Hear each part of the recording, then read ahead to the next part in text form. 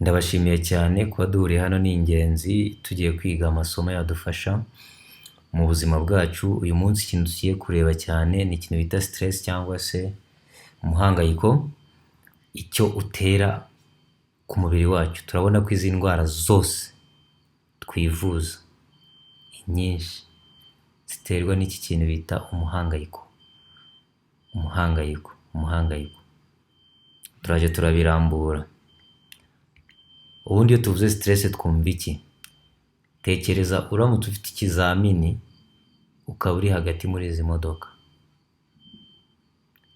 uburyo wakumva umeze. Imodoka zirahagaze, ni jam, ufite examen, ntiwafata imodoka yawe ngo uyigurutse, cyangwa se ufite umukoresha mubi, urimo hagati, iminota iri kukugendana, umunyeshuri se ugiye ku ishuri. Icyo gihe wumva hari akantu kazamutse muri wowe, ukumva wayisohokamo. Icyo ni cyo bita stress. Stress rero ishobora guturuka ku kazi, guturuka ku muryango, ishobora guturuka ku ndwara, guturuka ku bizamini, ku mpfu z'abo dukunda, ibyorezo cyangwa se n'intambara n'ibindi. Akaba ari ibintu bishobora kumara igihe kirekire cyangwa se bikamara igihe gito. Ubundi stress muri rusange ntabwo ari ikintu kibi, kubera ko ni nk'uburyo Imana yashyizeho kugira ngo tubashe gukusanya imbaraga zo kurwana igihe duhuye n'ikintu dushobora kunesha cyangwa se kwiruka. Tuvuge uhuye n'inyamaswa, inyamaswa utinya irakwatatse, icya mbere uzatekereza kurwana nayo. niba ubona wayinesha, icyo gihe stress izatuma umubiri wawe wihemberamo imbaraga zo kurwana. Icya kabiri, uzatekereza kwiruka igihe ubona iyo nyamaswa utayirwanya. Ariko hari ahantu stress igera ntibe yarenga icyo kigero, ahubwo igatangira kutwangiriza imibiri. Iryo gihe ni ryari? Ni cya gihe ufite umuhangayiko uhoraho, nk'uko twaze tubivuga, wenda nko ku ndwara zijyanye n'uburwayi, ugasanga ufite uburwayi buhoraho bituma uhora uhangayitse, cyangwa se ufite ibibazo mu muryango bituma uhora uhangayitse. Icyo gihe umuhangayiko uzahoraho, ntabwo ari wa muhangayiko uzaba ugufasha guca ahantu ngo wongere usubire hasi. Ibyo rero nibyo bitangira kukwicira ubuzima, imitekerereze, uburyo ubyaramo umusaruro, imibanire y'abandi, na quality of life yawe mu by'ukuri ikajya hasi, bigatangira gutuma unanirwa n'imirimo muri rusange wari usanzwe ushobora. Rero duhere tuvuge urugero ku bwonko cyangwa se urwungano rw'imitekerereze. Rugizwe n'ibice bibiri, hari ibice fatizo ariyo by'ubwonko n'urutirigongo, hakaza n'ibindi bice bishamikiyeho. Iyo mitsi y'imyakura ishinzwe gutuma dukora, tuvuga, twumva, tugira ute. Iyo ari iby'akanya gatoya, iyo mitsi yitegura kurwana cyangwa kwiruka. Ariko iyo ari iby'igihe kirekire, bya bimenyetso bigumaho. Tuvuge urugero, iyo ugize stress, uhuye n'ikintu giteye stress, ese ni ikizamini cyangwa ni inyamaswa uhuye nayo, umutima utera cyane, imitsi y'umutima igakomera, amaraso akihuta ajya ku bice by'umubiri bidufitiye umumaro, binyuze mu kwiyongera kw'imisemburo ngiye kubabwira, iyo bita adrenaline, noradrenaline na cortisol. Turaza kubibona neza uburyo iyi misemburo ikora. Icyo gihe rero iyo umutima uteye cyane, uhumeka cyane, imitsi y'amaraso mu maguru no mu maboko ikaba minini, yitegura gutwara amaraso yihuta. Uburyo bijyanye kwakira ibyo kurya bugahinduka, ikigero cy'isukari kikazamuka. Urumva ko ibyo bintu ni ibintu byiza, ariko bikaba byiza iyo ari iby'akanya gato, atari ibintu bimara igihe kirekire. Iyo rero bimaze igihe kirekire bigenda bite? Bitangiye gutera ikibazo cy'umutima ndetse n'imitsi. cyane cyane ku mitsi itwara amaraso ku mutima ubwawo. Bikaba byakongera ibyago byo ushobora kugira indwara y'umutima, icyo bita heart attack. Bikaba byatuma ibinure bizamuka kubera ya misemburo twabonye.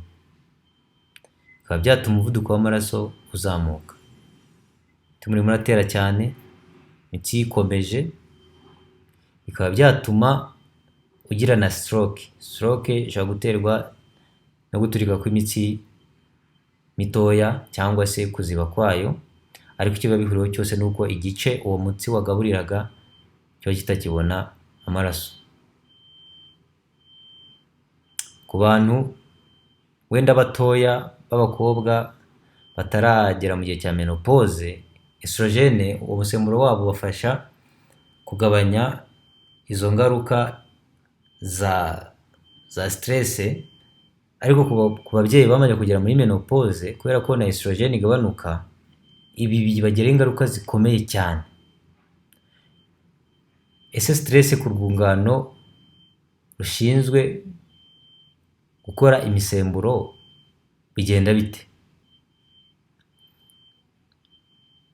Iyo stress igiye ku cyo bita hypothalamus,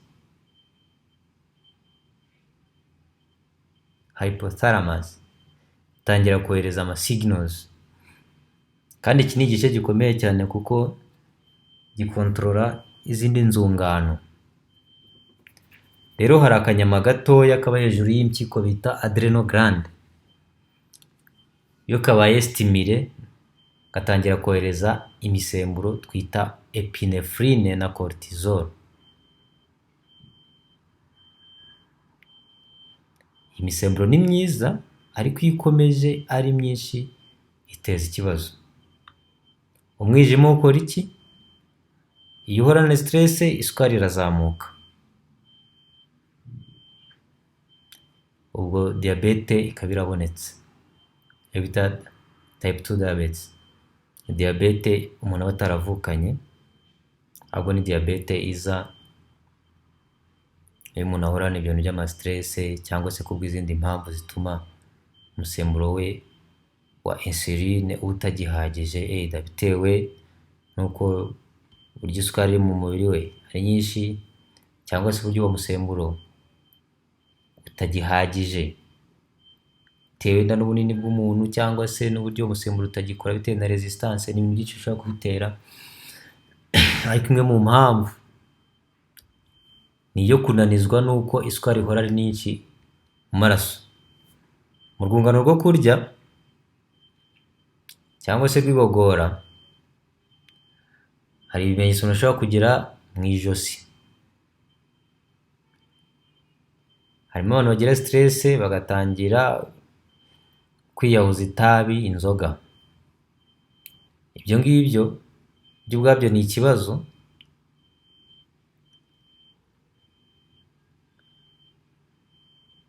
Akongeraho n'akaga stress kabibateye, niho umuntu atangira kujya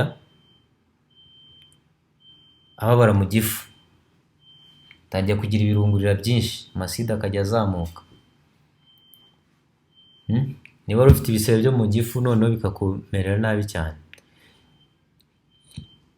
ushobora kumva amaseseme, ushobora kumva ubabara mu nda, ushobora kuruka, ushobora kugira za indigestion, ushobora kugira diarrhée, ushobora kugira constipation cyangwa izindi ndwara zo mu mara bita IBS, zikaba zakuzengereza cyane. Iyo bigeze rero ku bijyanye n'urwungano rw'imyororokere, imisemburo iramanuka. Tuvuge cyane ku musemburo bita testosterone ku bagabo, no ku bagore turaza kureba uko bigenda. Ibi bituma ibikorwa byose by'abagabo bijya hasi. Iyo bigiye hasi urumva ko no kubyara biramanuka, sibyo? Erectile dysfunction cyangwa se impotence, ibi ngibi abantu benshi barabyivuza, nta kintu kibitera, ari stress bamara igihe kinini. kubera ko n'ubwirinzi bw'umubiri bujya hasi, umuntu ashobora kugira infection mu buryo bworoshye, haba muri testis, muri prostate, mu muyoboro w'inkari, bigatuma n'ibindi bitagenda neza. Ku bagore nabo imisemburo yabo ijya hasi, bikaba byatuma cycle cyangwa se ibijyanye n'imihango bihindagurika, ishobora kubura cyangwa ikajya itaragurika, ishobora kukubabaza cyane cyangwa se ikaba igihe kirekire. Nawe imikorere y'umubiri wawe ku bijyanye imyororokere iragabanuka, ibyo bikaba byagabanura n'ikigero cyo gusama, cyangwa se wanasama ugasanga inda igize ibibazo. Bya bimenyetso ababyeyi bajya bagira bagiye kujya mu gihe cyabo, nabyo bishobora gukabya uburemere. Mu bantu rero bageze muri menopause, kubera ko imisemburo yabo iba ihindagurika cyane, niba usanga bakunda kugira imijinya idasobanutse, kumva nawe ubwo atameze neza, yumva afitemo atameze neza, kumva ibintu bishyushye bizamuka mu mubiri we, biba byinshi kurutaho. Noneho mu mihumekere rero, ahari umwe muri twe ashobora kuba afite ubuhamya bw'ukuntu ahari yateye nka stress umuntu urwara asima agahita agira crise. Nibyo kuvuga ngo umuntu ufite asima, stress ishobora gutuma agira crise n'ibindi bita emphysema. Ni ikintu abantu bakwiye kwirinda. Ku rwungano rw'umutima n'amaraso twabonye byinshi, uburyo umuvuduko uzamuka, umutima ugatera cyane, umuntu akaba yagira ibibazo by'umutima, akagira ibibazo bya stroke, umuvuduko w'amaraso uri hejuru, byose birazana.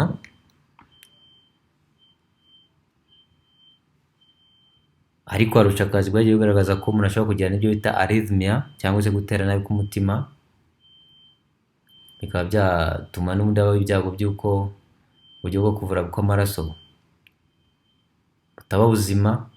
Ni indwara zikomeye cyane izi ngizi, gukomera kw'imitsi y'amaraso bigatuma amaraso atabasha gutembera neza, kuba ibinure biva ku murongo, byose bikaba byakongera ibyago by'uko umutima ushobora kunanirwa mu buryo bworoshye. Ku mitsi yacu rero twabonye ko imitsi yikanda ikagenda ikikanda igakomera. Iyo bibaye igihe kirekire rero, iyo ari imitsi yo ku mutwe, umuntu atangira kujya arwara umutwe udakira. Iyo bifashe iyi mitsi y'ibitugu n'umugongo, umuntu atangira kujya ababara mu bitugu mu buryo buhoraho, cyangwa se akabara umugongo uhoraho. Hari n'aho usanga umubiri wose waragezweho, ugasanga umuntu ahorana ububabare bw'umubiri wose. Ubwirinzi bw'umubiri buramanuka cyane, ku buryo umuntu ashobora kurwara n'ibicurane akabimarana n'ukwezi, kubera ko immunite yaramanutse. Though ibicurane n'ubundi ni viral infection, ariko bikagutindaho pe nk'umuntu ufite ikibazo kindi. Kuru aragize ziriyongera, amakine twaduhera abana bajya kunda kurwara bageze mu myaka y'ubugimbi, izindi ndwara z'uruhu nk'ama eczema na psoriasis.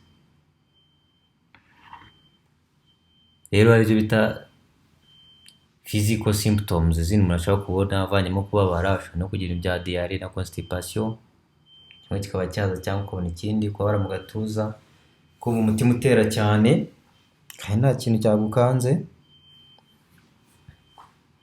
loss of sex drive, guhora urwara ibicurane kenshi nacyo ni ikimenyetso cy'uko ufite stress mu mubiri. Ushobora kurya cyane cyangwa ukabura apeti, ni byinshi, kumva unaniwe, kumva udafite umutuzo, cyangwa se kumva udafite concentration.